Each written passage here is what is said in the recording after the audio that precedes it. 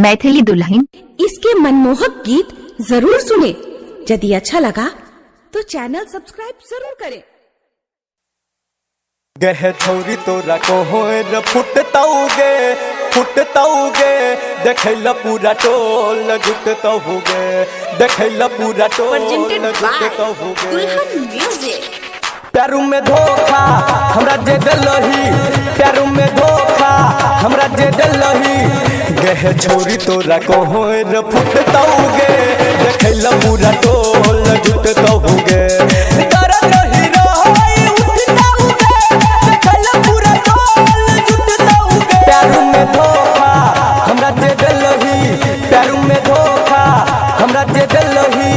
गह छौरी तोरा कोहर फुटतौगे देखैला पूरा टोल जुटतौगे। गह छौरी तोरा कोहर फुटतौगे देखैला पूरा टोल जुटतौगे देखैला पूरा टोल जुटतौगे। गह छौरी तोरा कोहर फुटतौगे देखैला पूरा टोल जुटतौगे। आहो डीजे सत्यो हिला देव का।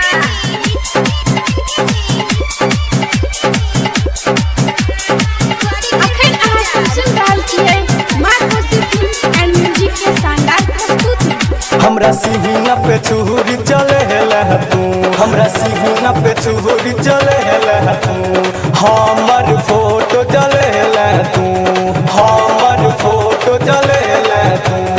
कौन गलती कलियो हम बीच राह में छोड़ले तू बिना जे कहने बिना बतेने बिना जे कहने बिना बतेने।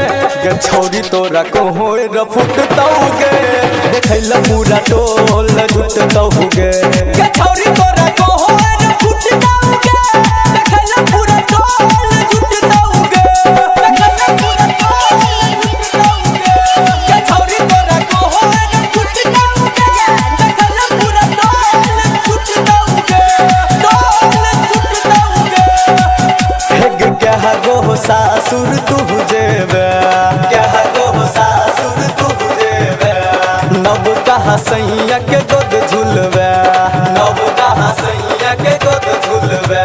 झूलल छेला हमरो संगे से हो तू को ना भूलबे हमर सारा फल तोरा प्रिय जे हेतौ हमर सारा फल तोरा प्रिय जे हेतौ। गह छौरी तोरा कोहर फुटतौगे देखैला पूरा टोल जुटतौगे।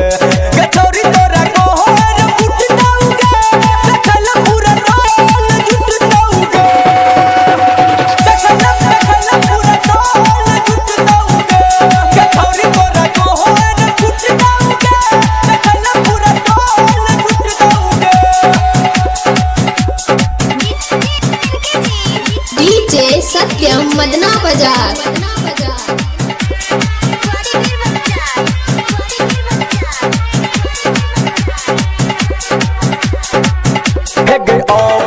आलल जहान छलो जहान छलो गह जहान छलो जिंदगी अपन महान छलो गह महान छलो। राम शंकर तोरा खातिर जान अपन लुटाब चलो निक ने गेला दिल दुखेला निक ने गेला दिल दुखेला। गह छौरी तोरा कोहर फुट